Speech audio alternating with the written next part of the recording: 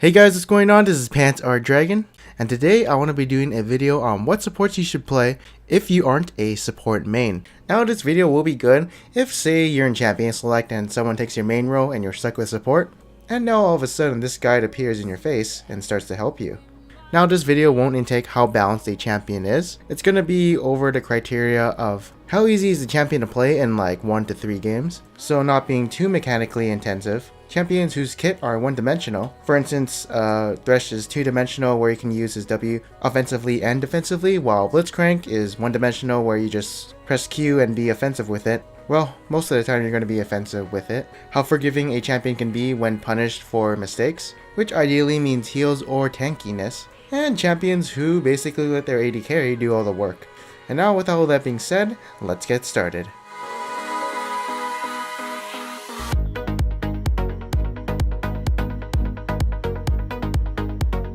Alright, so I'm an idiot because I forgot to mention this in the intro, but for each champion I do, there will also be a little mini guide on how to play them.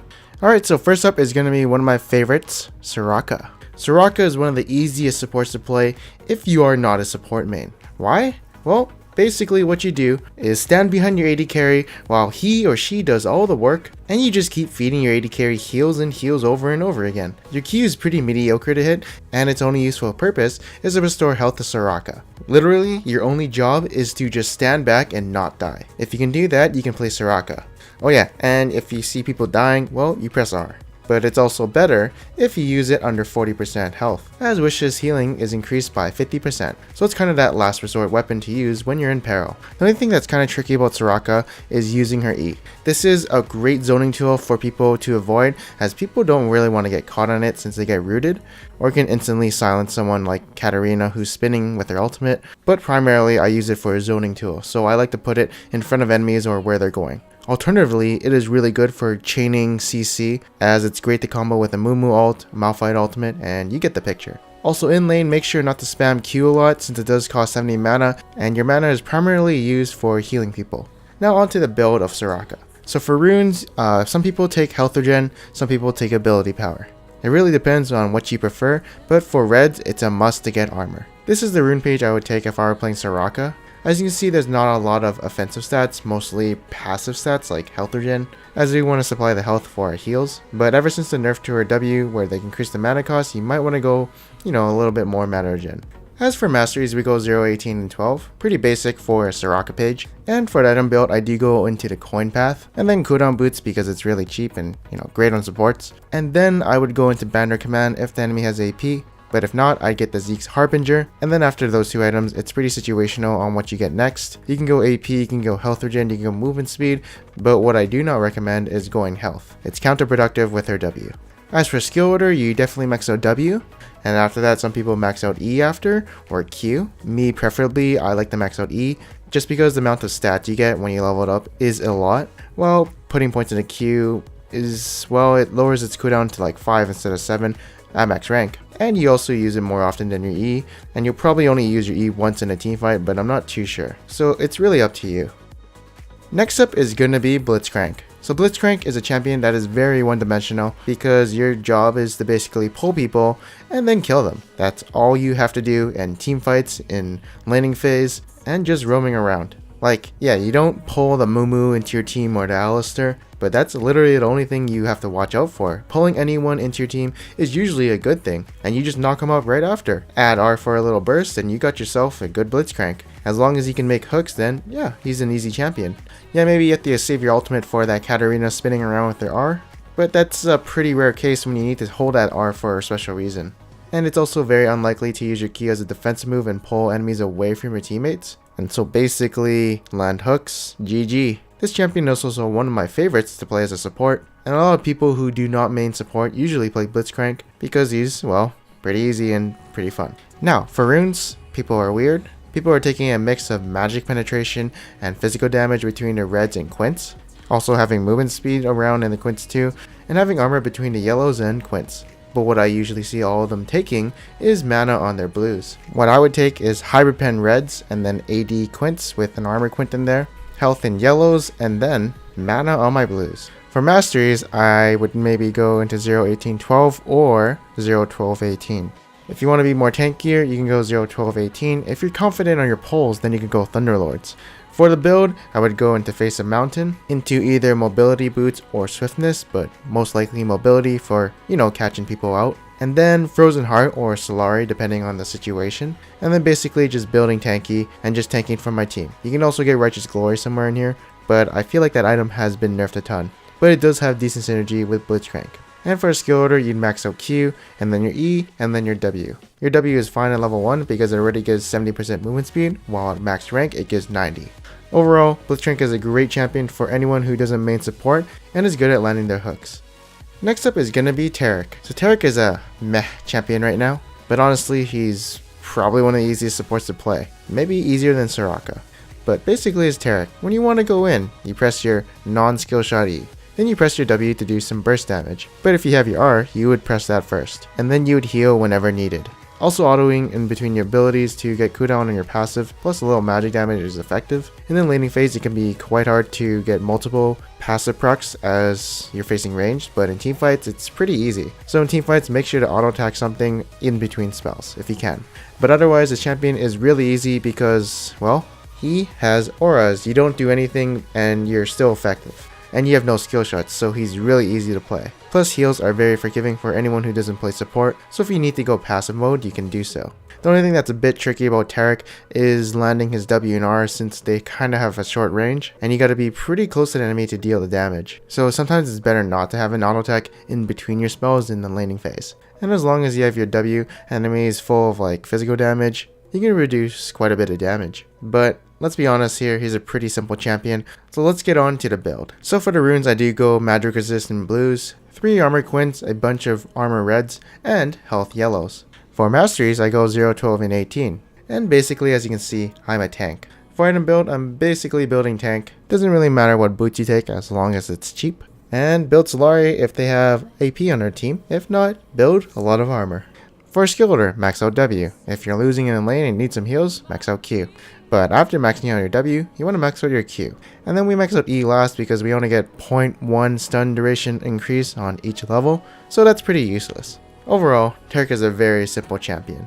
And next up we're going to be getting a little bit more complicated, but still a little bit one-dimensional like Blitzcrank, the all-in Leona. So she's easy to me because I like playing tanks, and I like engaging onto enemies. If you're not an engaged type of player, I suggest you not play her. But if you know you're good engages, then you can definitely play this champion. As well, she's all in or nothing. So her skill combo is pretty easy to do as you E into someone, stun them, and then activate your W. And then you'd use your ultimate on the stun target, or if you're trying to engage with your ultimate, then you put a little bit behind them. A little mechanics are required to play as champion, but the skill combo is fairly easy. One thing I will mention is that the only difference between a good Leona player and a bad Leona player would be the engages in the laning phase and out of laning phase.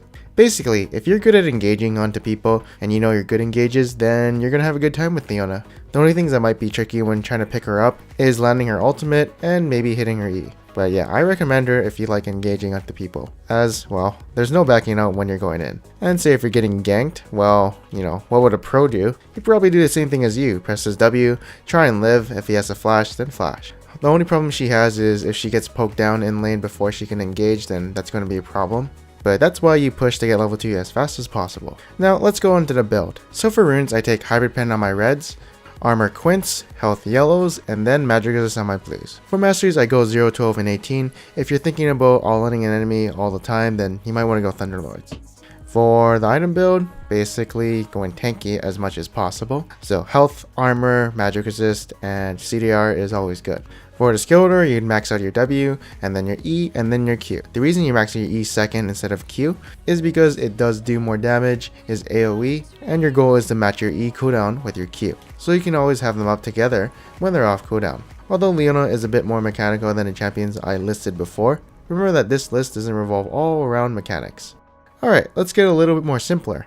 Or at least for me, harder. Personally, I fucking suck with Sona. I can't land a good ultimate for shit. I'm really bad with her ultimates, even though I do get some good ults in this game. I used to be really bad because I was just not used to her too much. Basically, once you get a good feeling of her ultimate and the way it goes and the way it travels, you could be a good Sona player. and you don't really have any other skill shots other than your ultimate. Your Q has an insane long range, so it's easy to poke the enemies, and if you need to sustain your ally and you just press W. She is somewhat a poke heavy auto attack champion in the laning phase because of her Q and passive, so for beginners that is kind of hard since you need to know good times when you can auto attack and when you cannot auto attack, which is called zoning, but that is another topic for another day. And when you want to escape from a gank, you just press E. She's also, an aura champion, so pretty easy to play.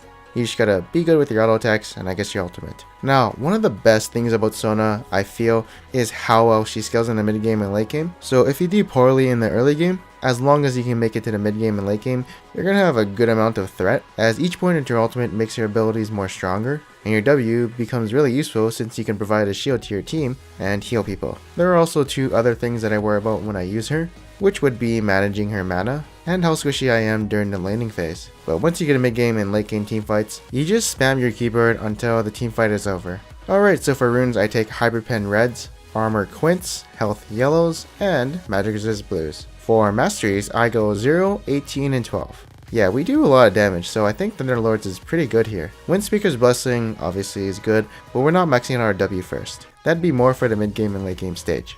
For item build, I would go Frostfang, and I'd build into an ability powered support path. If you are behind, you might want to swap out the banner command for a Solari. 6th item is obviously situational, but you'll probably never get there. For skill order, I max out Q first, and then W, and then E. You can also put some points into W if you need some sustain in the lane. Overall, I just suck at Sona because she's just too squishy for me. I just get all in lane, I die very easily, and I'm not confident enough in my ultimates. Now, next up is going to be Morgana. You know what my favorite thing about playing Morgana support is? Pressing W and getting so much monies. I love how easy it is to get the monies with pressing my W and coming from the Spell Thief's edge. She's definitely pretty easy. I mean, you toss her a Q, and if it lands, you kind of want to go all in a bit. If not, just get some monies again. And if you're getting ganked, well, press your E. You can also make flashy plays by flash Ring onto the enemy, and it's pretty simple. You can combo your Q with your R to get that chain CC. But the only thing that makes a really good Morgana player versus a bad Morgana player is those clutch E black shields. So if you have good reflexes, then you're going to be a good Morgana player. And also if you're good with landing your Qs, kind of like Blitzcrank, then you're good to go. She's definitely one of the harder champions to use in this list, but she's also pretty safe due to her W and E. You don't always have to hit them with your Q, you always get your W, plus you can proc Thunderlords on them. And picking up on how to use your R onto enemies is pretty simple. If you've seen someone else play Morgana, you can pick it up, like they go in when they see someone who got Q'd and, kill people. You can also press R first and then press Q after once they're stunned, so you get a assured hit on your Q. But yeah, for the most part, reflexes with your E and hitting your Q. Alright, so we're going to be doing the build now. For runes, I take Armor quints, AP blues, Health yellows, and Magic Penetration reds. I don't take Hybrid Pen on Morgana because I don't auto attack too much since my auto attack range is low. For masteries, it goes 0, 18, and 12, getting that Thunderlords because W is so good with it. And for item build, it's AP heavy of course. Now if you did feed off your ass in lane, you want to go more support items like Solari, Mikaios, you get the idea. And for skill order, you max out Q, then your E, then your W. All your W is good for is to get you the monies. Overall, pretty easy in the laning phase. You just gotta watch for people who have CC and then using your E at the right times, and of course landing your bindings. Alright, so next up, I was actually going to talk about Janna and saying she was going to be easy because, well, in the laning phase, she's quite easy. She puts her shield on AD carry and lets her do all the work. But using her Q and R and how effectively you can use it versus like a really good Janna player is very dramatic. For instance, a good Janna player will use her Q against a Leona to stop her from Zenith blading to your teammate. She also instantly uses her R to knock back the Katarina or Kennen or whoever is on the other team trying to engage in her team. And yeah, she's basically somewhat hard in that sense. And although an easy champion to play and learn, I'd say she's very hard to master. Anyways, that is it for my list. I hope you guys enjoyed it. Hopefully this helped you pick your champion pool for supports when you have to fill and play that role. And if you did like this video, make sure to leave a like as it does help my channel a lot. And also consider subscribing if you want more videos like this. Anyways, thanks guys for watching. I am Panther Dragon, and I'll see you guys next time.